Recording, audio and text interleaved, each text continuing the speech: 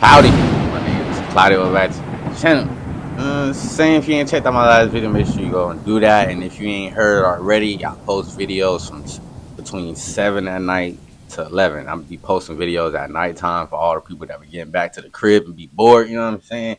Y'all gonna see my videos, so hit the noti bell so you don't miss it. You know what I'm saying? Today we got a video from Mega Builds called El Salvador 17 billion Bitcoin City. Imagine a futuristic smart city with no taxes, zero emissions, completely powered by renewable energy, and it's all in the shape of one giant Bitcoin. It's going down though, you know what I'm saying? It all sounds a little bit crazy, and but hey, El Salvador got $17 billion though, bro. But make no mistake, this mega project is very much a real thing. And it's going to be built right here. And it's a Bitcoin city, bro. I've never heard of something like what is the Bitcoin? Does that mean everything is going to run on Bitcoin, like currency?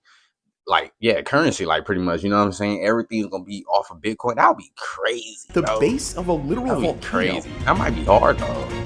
But of all places, why the heck are they building it here? And what does Bitcoin have to do with any of this? Hi, I'm Regis, and this is El Salvador's controversial Bitcoin City. Before we can talk about this insane mega project, we first have to understand why it's being built in the first place. This is El Salvador. Would you need to build it's a fairly Bitcoin small city? country located in Central America, with a population of just over 6.3 million people. In terms of its economy, well, it isn't exactly the richest country on Earth. After decades of civil war, political unrest, corruption, and mismanagement, El Salvador has struggled to improve its economy and the well-being of its citizens. I ain't heard much about El Salvador. In fact, as many as 28% of Salvadorians live below the poverty line, while an additional 40% of the entire population are classified as at risk of falling into poverty. What is the U.S.? These figures alone don't paint the entire picture of Salvadorian society. Partly as a result of this huge wealth inequality and instability, the country's actually had a huge problem when it comes to gang-related violence and murder. El Salvador has consistently been among the top countries in the world with the highest rates of homicide. I thought we was on top. Hey, y'all saying... has consistently been among the... I see why they say U.S. is the best. ...countries in the world with the highest rates of homicide. At its peak back in 2015, as many as 18 Salvadorians were being murdered each day. This makes the country one of the most dangerous places in the world, with more deaths compared to even places that are quite literally active war zones. This, in turn, made it harder for businesses, both foreign and local, to find success within the country. Day-to-day life has become extremely difficult, which has led to more unemployment and a poorer quality of life. That means, like, the richest people out there might be the police. And that's crazy as hell. But looking at the El Salvador of today, things are very much different. This is a graph of El Salvador's homicide rate over the past 10 years. Notably, the country's seen a steady decrease each year, even reaching a record low in more than 3 decades. And although issues such as high rates of unemployment, poverty, and wealth inequality are still very much real problems to this day, the country is definitely heading in the right direction. So how did all of this happen?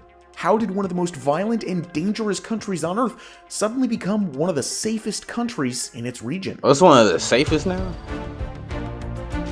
Well, it's all thanks to one person. This is Nayib Bukele, the current and youngest ever president of El Salvador, who was only 37 years old when he was inaugurated. Bukele quickly rose El Salvador, who was only 37 years old when he was inaugurated. Bukele quickly rose into prominence after a popular campaign for the presidency back in 2019, where he branded himself as a young and up-and-coming independent politician who rejected the way in which previous administrations had run the country. This is a gross oversimplification, but at the time, Salvadorians were simply just tired of the same 2 political parties winning the elections again and again and again, yet never actually improving the quality of life in the country. And so when sound like something we going through right now. Bukele, an extremely popular candidate who wasn't part of either major party, came into the presidential race promising meaningful change, the stage was set for his victory. Nayib Bukele was inaugurated as president of El Salvador in June 2019, after winning more than 50% of the votes. His victory marked the end of a 30-year streak of presidents only coming from the two biggest political parties. During his term, Bukele made some serious changes to the way that El Salvador was run. One of his most controversial moves was enacting a state of emergency back in 2022 that essentially gave power to the police to arrest anyone who was suspected to be members of a gang. Almost 80,000 people have now been detained since then. This has made El Salvador by far the country with the highest incarceration rate in the world. They've even recently built one of the largest prisons in the world to accommodate the huge amounts of inmates. That's like an airplane. El Salvador has now become one of the safest countries in Central America, and both tourism and foreign investment are now steadily on the rise.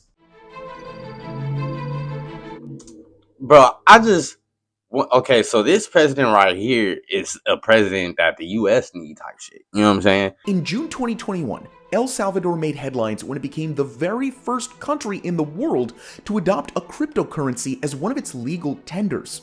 Along with the US dollar, which has been the country's only currency since 2001, Bitcoin will now be considered a Bro, we need to do something different, bro. Damn, it's been that way for 23 years, bro, for us.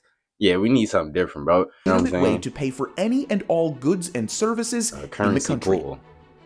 According to Bukele himself, this legislation was passed as a means to bring financial inclusion, investment, tourism, innovation, and economic development to the country. Damn, so he's trying to make 70% of all. I know, I'm pausing with that, bro. That's dope, bro. The fact that he even thinking of it like that. He's basically trying to push everybody to kind of be their own boss. You know what I'm saying? Especially because they saying like the jobs and stuff is kind of bad out there. They said that was back then. I don't know if it's the same way now.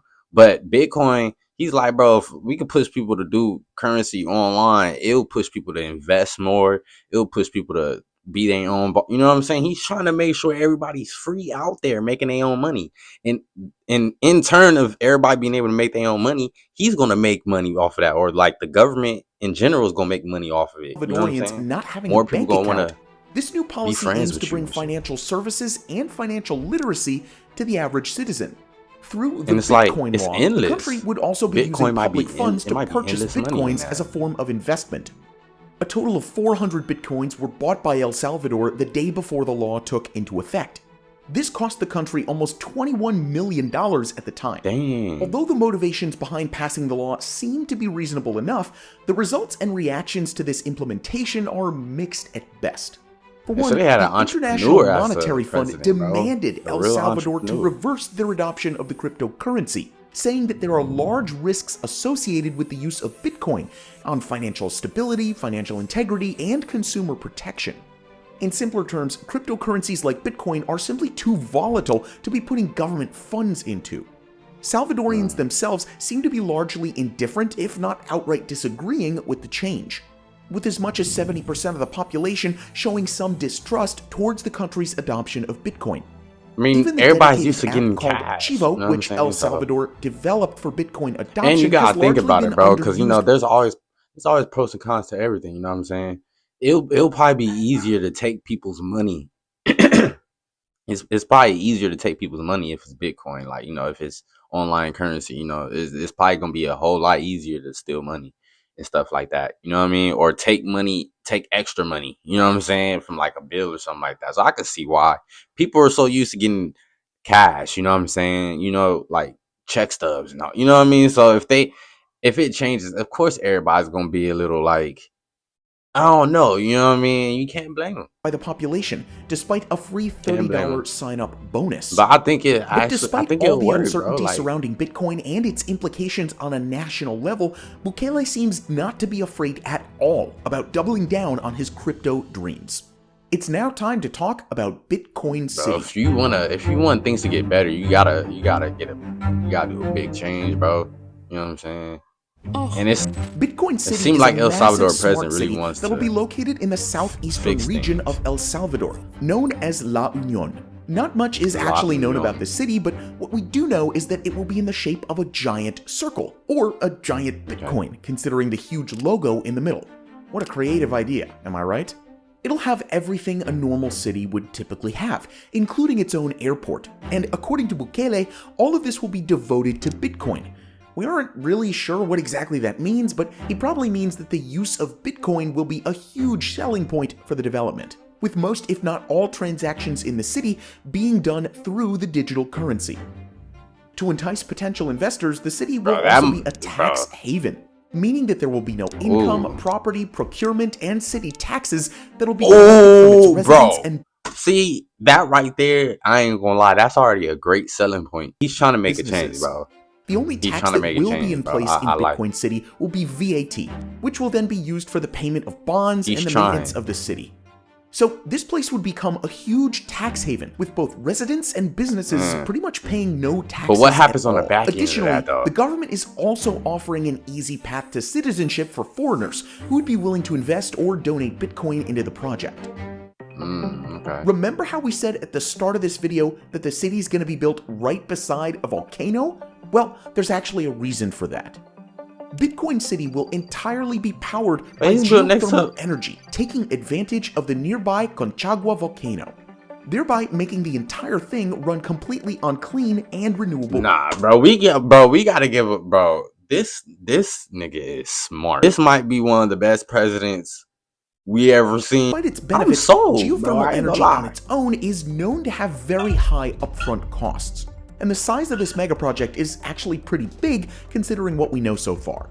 Bukele himself even revealed that the whole Bitcoin City project would cost as many as 300,000 Bitcoins to complete. How much is that? Which at the time of announcement would have been the equivalent to more than $17 billion. So how exactly is El Salvador planning to fund this city's construction? 2 words: volcano bonds. Yeah, I know, but I'm not kidding. The government will be selling a total of $1 billion worth of bonds, half of which will be invested into Bitcoin. The other half will then be used for the construction of the city itself, as well as the creation of Bitcoin mines. The idea behind it is that if the price of Bitcoin were to increase in the future, the mined crypto could then be used to pay off the bonds themselves and purchase more Bitcoins to fund the project even further. That seems like an optimistic plan considering that the whole project is expected to cost around $17 billion, as we just said. In fact, El Salvador's actually already started this model of Bitcoin mining in a completely different volcano located in the middle of the country. Oh, so they like testing it out or something? This project has already netted the country a total of 474 Bitcoins, which are worth somewhere around $30 million. And with El Salvador being one of the leading users of geothermal energy in the world, it could theoretically be possible for them to increase their mining capacity, all Look while at my using name up clean there, and Zay. renewable energy. How much does one Bitcoin cost? But now, more than 2 years after Bukele announced Bitcoin City, what exactly have they already built? And how has the country's Bitcoin investment turned out after all this time? There's been little mention of construction progress on the project ever since it was first announced back in November 2021. So far, what we do know is that the main city itself still hasn't broken ground. This could likely be attributed to the fact that the price of Bitcoin significantly crashed immediately after the project was unveiled. This has, of course, raised some serious doubts about whether the city was actually going to be built in the first place. The only it's gonna happen. progress whatsoever that we have right now is related to the airport that will serve as the future mega project, as well as the nearby municipality of Concagua. Bitcoin City Airport began construction back in March 2023, with preliminary terraforming work being done on the site. Bro, I'm not gonna lie, bro. I feel like Elon Musk and all them should chip in. They need to break bread, bro. Break some bread. To be issued back in 2022 and finance the project's construction still have not been released as of this video.